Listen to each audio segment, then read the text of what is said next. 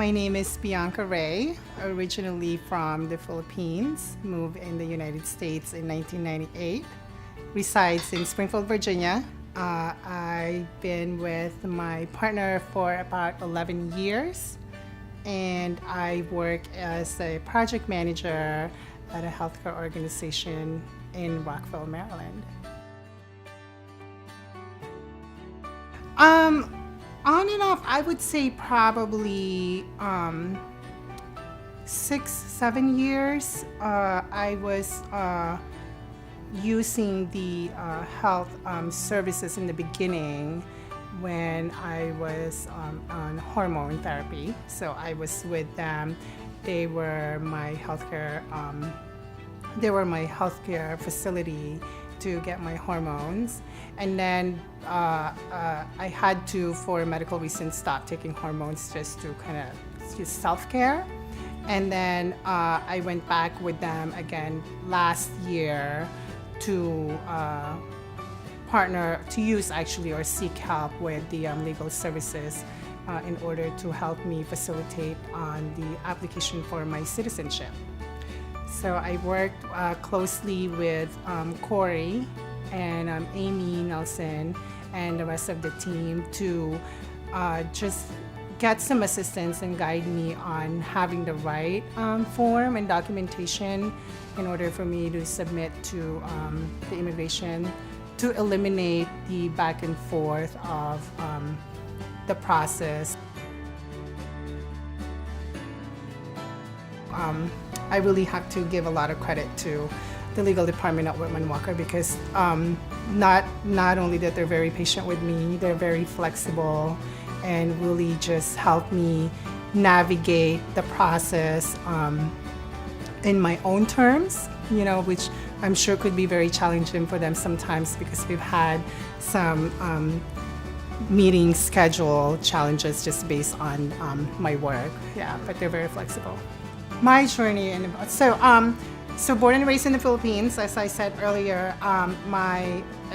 There's 4 of us originally. I have 2 older brothers, myself and my younger brother, and then my oldest brother passed away in 2011.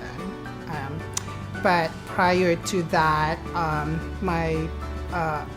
lived in the city in the Philippines pretty independently. My parents separated when I was really young. So we immediately turned into just having to take care of ourselves pretty independently. I was very fortunate to have a relative, my uncle, who is gay, that just kind of adopted me, not officially. So I lived with him after graduating from elementary school. So after 6th grade, I lived with him, and he basically supported my school, high school and college. And then from there, I learned to be very independent. He's very culturalized because he goes back and forth to the US a lot, so he just let me be independent and kind of take care of myself, which helped when we moved here. At an early age, I knew that I'm different.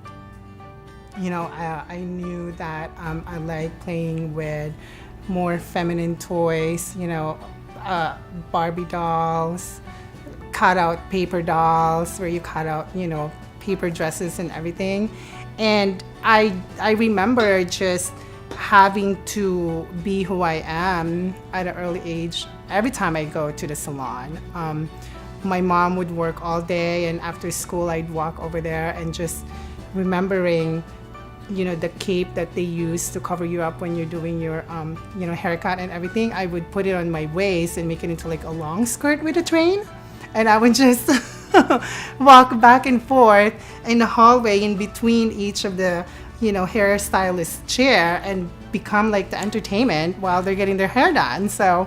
And I was at my happy place during those days. I didn't really have to, I guess, come out. I didn't have to go through that stage of coming out because my family is very open to me. and on my choices. And I think that's also part of because they're so exposed with, being at the salon and my uncle being gay and some family members were also gay. Whitman-Walker makes me feel part of the community. Okay. A community that I knew exists. I've always known of the gay community, but I don't know of it as the LGBT community. So that's what Whitman-Walker makes me feel.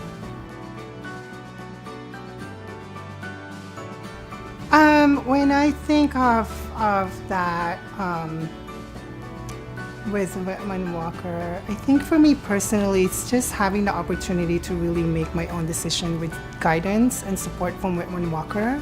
When I think of We See You and of Whitman-Walker, I see it as me advocating for myself, and Whitman-Walker is there for support, for resources, or for tools that are available.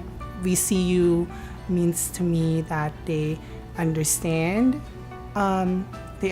me as a person, as a human being, and that they have the resources and tools that are available in order for me to really navigate and advocate whatever it is that I'm doing, whether it could be through citizenship or health services at the time. Well, what do I want to see 10 years from now? Well, we're not going to talk about transgender community as a special community. It's just going to be part of a daily living.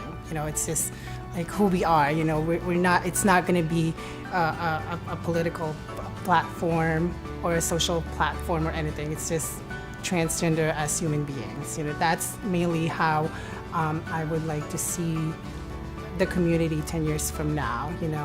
The other thing is healthcare is just a coverage for everybody without having to go through the struggle and fight and advocate for what needs to be covered and what's not covered based on whatever policy is happening.